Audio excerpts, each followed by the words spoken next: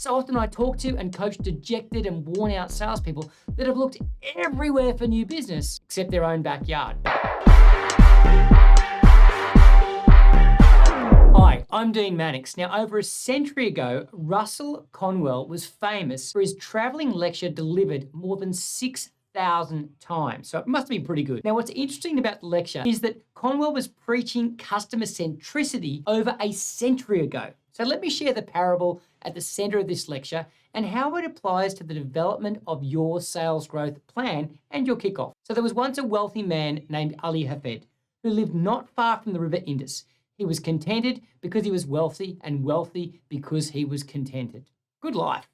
One day a priest visited Ali Hafed and told him about diamonds. Ali Hafed heard all about the diamonds, how much they were worth, and went to his bed that night a poor man. He had not lost anything, but he was poor because he was discontented, and discontented because he feared he was poor. Ali Hafed sold his farm, left his family, and traveled to Palestine and then to Europe searching for diamonds. He did not find them though. His health and his wealth failed him, and dejected, he cast himself into the sea. One day, the man who had purchased Ali Hafed's farm found a curious sparkling stone in a stream that cut through his land. It was a diamond. Digging produced more diamonds, in fact, acres of diamonds. This, according to the parable, was the discovery of the famed diamonds of Gulf Sedona.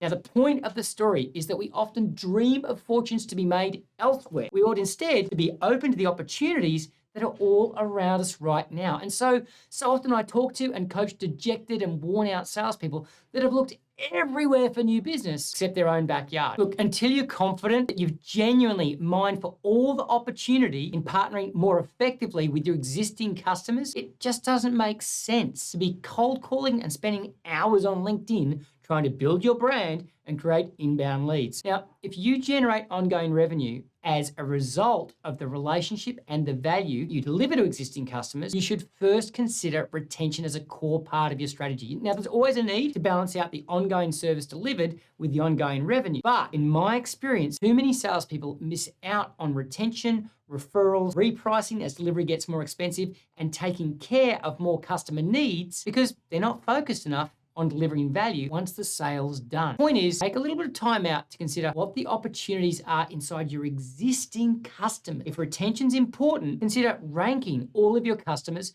from highest retention risk to lowest retention risk and make that part of the strategy. Consider whether there are repricing opportunities across your portfolio of customers. You see, so often when I coach salespeople, their portfolio of clients is full of people or businesses that promised growth in volume or lower pricing, but never delivered on their side of the bargain. And even if you can't achieve upward repricing, you might be able to negotiate referrals for maintaining the discounted pricing they've already got. Consider whether there's an opportunity to take care of more needs for your customers. This doesn't have to be just about cross-selling other solutions that you sell. You may be able to partner up with someone in an aligned business and do mutual referrals with one another. As an example, if you're a lawyer, you could introduce your clients to an accountant or real estate agent, or maybe even a banker, on the basis that they reciprocate with referrals. And consider whether there's an opportunity to grow within the client. Now, this isn't just about big enterprise customers with lots of divisions. You see, if you take care of my personal mortgage, there's an opportunity to grow within my extended family. If you take care